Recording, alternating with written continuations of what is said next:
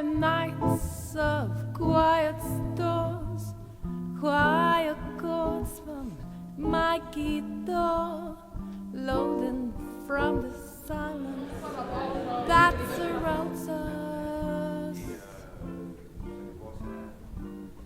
Quiet thoughts and quiet dreams, quiet walks by quiet streets and Je sais, parce qu'on m'a envoyé un peu de documentation, que vous avez eu la chance d'étudier l'œuvre d'Alessandro Baricco, Novecento.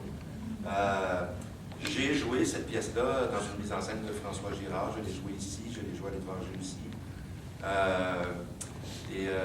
Ça a été un moment assez marquant pour moi. Je dirais que dans les moments marquants, il y a eu Novecento, Cyrano de Bergerac, l'Odyssée, plus récemment Othello. Pour moi, communication, c'est synonyme de curiosité. Dans ce métier-là, si on n'est pas curieux, toute la curiosité technique, être devant la caméra, savoir même comment fonctionne la caméra, quelles sont les lentilles de la caméra, est-ce que c'est plus efficace quand je me place comme ça, savoir tout, lire. Les écueils de la jeunesse, c'est de penser, quand on arrive avec des gens plus âgés, qu'on n'a pas notre personnalité à nous et qu'on ne peut pas, comme artistiquement ou d'un point de vue professionnel, se faire valoir. Je pense que c'est faux. Je pense qu'un des grands défis du travail qui va vous attendre, c'est d'être évidemment très connaissant, entre guillemets, mais ça va être aussi de vous affirmer personnellement. Ça, c'est extrêmement important. Et je sais que c'est pas facile.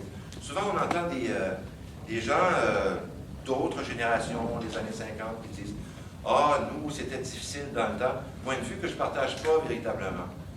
Parce qu'à cette époque-là, il ne faut jamais oublier qu'il y avait peu d'artistes, peu de communicateurs, et que, d'une certaine façon, pour utiliser une image qui peut faire un peu dure, à cette époque-là, je pense sincèrement qu'au royaume des aveugles, des borgnes et des rois. Maintenant, ce n'est plus ça.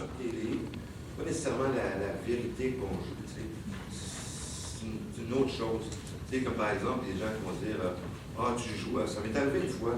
Je jouais dans une série qui s'appelait Chambre 13, puis le réalisateur disait « Ah, ça serait bien que tu viennes passer 2-3 jours dans le décor de l'hôtel. » Mais je me disais « Non, je n'ai pas besoin de faire ça. » Tu sais, si pas besoin de passer 2 jours dans le décor de l'hôtel pour prendre un crayon et noter un numéro de chambre, j'ai pas besoin de faire ça. Ah, tiens, mademoiselle. Vous avez fait la pièce de théâtre Le Temps d'une vie en 77, puis elle a été présentée au Festival à Avignon. Oui, c'est vrai. Comment est-ce que vous avez trouvé l'expérience d'aller dans un autre pays faire une pièce de théâtre? Ben, écoute, c'était ma première visite en France. D'abord, j'ai été extrêmement impressionné quand je suis arrivé à Paris. J'avais l'impression un peu de revoir tous les films français que j'avais vus à la maison. C'est vrai aussi que c'est un métier difficile parce que très souvent, on est appelé à faire des choix, on nous propose telle chose, telle autre, et puis évidemment, dépendant des choix, si on a besoin de 15 heures de sommeil par jour, on est tout seul.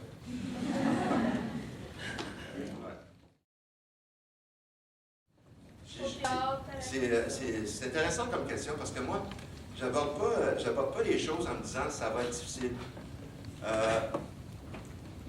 Je me dis toujours, c'est une aventure, ça va être agréable. Les gens qui vont venir assister à ça ne sont pas là à prime abord pour me détester. S'ils se déplacent, s'ils payent un billet, j'ose croire que c'est parce qu'ils viennent pour aimer ça. Alors, je n'aborde pas ça comme ça, mais peut-être un des rôles qui m'a donné le plus de fil à retordre pour toutes sortes de raisons. Pas nécessairement à cause du rôle, mais à cause du contexte. C'est Macbeth au TNM. C'est un rôle, une production de laquelle je suis sorti un peu déçu pour toutes sortes de raisons. Je ne m'entendais pas véritablement avec le metteur en scène sur la vision de ce personnage-là. Il faut savoir transgresser les règles, dire « Ah ben, je n'aborderai pas ça si on veut que ça soit intéressant. »